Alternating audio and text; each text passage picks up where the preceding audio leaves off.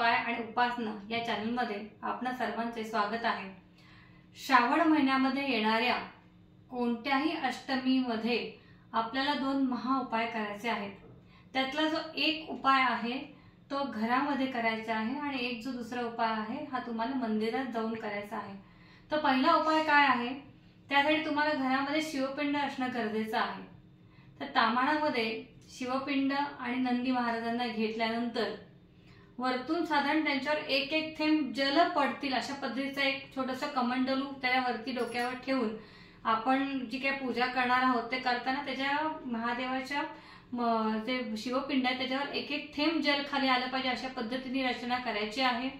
त्याच्यानंतर 51, 21, 108, 1008 तुम्हाला जी काही बेलपत्र मिळणार आहेत तर ती बेलपत्र तुम्हाला आणायची आहेत, स्वच्छ धुवून घ्यायची ती बेलपत्र आणि समोर संकल्प सोडायचा आहे। ते करताना तुमचं नाव घ्यायचं आहे, तुमचं गोत्र गोत्रात त्याचं सुद्धा तिथं उच्चारण करायचं आहे, महादेवाला सांगायचं आहे आणि तुम्ही हे का करत आहात हे त्याला विशेष करून सांगायचं आहे। हे सगळं करताना सगळ्यात महत्त्वाचं की तुपाचा दिवा असणं आणि धूप असणं हे अत्यंत गरजेचं आहे, त्याशिवाय पूजा पूर्ण होऊ शकत नाही।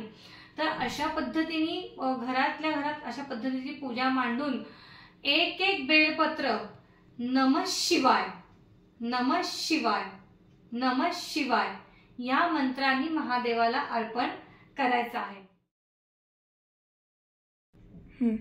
आता आपण ही महादेवाला जी बिल्वपत्र अर्पण करणार आहे, बेलपत्र जे अर्पण करणार आहे, मग तो 21 असतील 51 जी तुम्हाला मिळतील ती, तर ते अर्पण करता करता तुम्हाला बिल्व स्तोत्र जे आहे ते बिल्व स्तोत्राचं पठण करायचं आहे। आता हे नंतर पठण करायचं आहे, पण ज्यांना नाही ते जमणार आहे पठण करायला त्यांनी काय करायचं आहे, YouTubeला ते लावायचं आहे आणि श्रवण भक्ती करायची आहे। म्हणजे तुम्ही नमः शिवाय नमः शिवाय नमः शिवाय हे अर्पण करता करता कानाने ते स्तोत्र ऐकायचं आहे।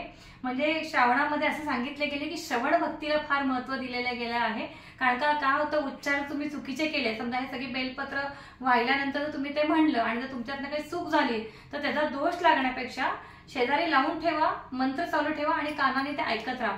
तर अशा प्रकारचे सगळ्यात साधा सोपा पण अतिशय दिव्य तोडगा मी तुम्हाला सांगितला आहे आणि त्याचा अनुभव तुम्हाला काय येतो ते तुम्ही सांगायचं आहे मला।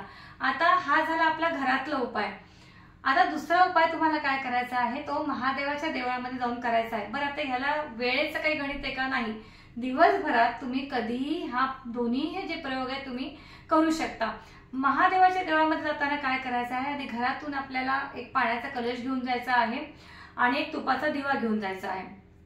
त्यासोबत तुम्हाला 3 शमीपत्र घ्यायचे आहे आणि एक बेलपत्र घ्यायचं आहे। आता ही जी 3 शमीपत्र आहेत ही 3 शमीपत्र हळदीमध्ये बुडवायचे आहे आणि जे बेलपत्र आहे त्याच्या मध्यभागी चंदन लावायचं आहे।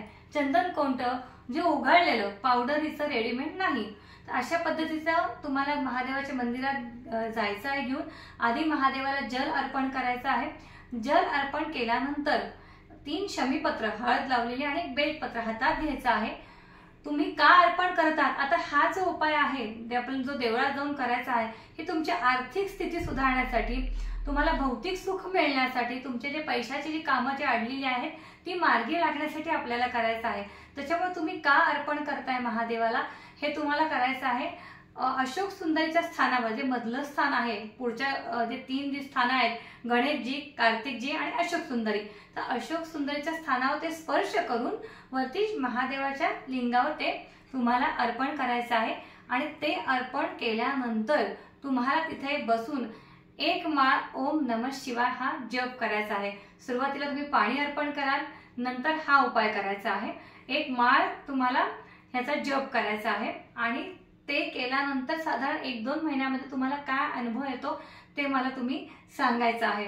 आता जो मी तुम्हाला आधीचा उपाय सांगितला घरातला, तो जर तुम्हाला उद्या नाही करता आला तर तुम्ही श्रावणातले जे 4 सोमवार 3 सोमवार उरलेले आहेत तर त्या 3ही सोमवारपैकी कोणत्याही एका सोमवारी सुद्धा तुम्ही तो उपाय करू शकता।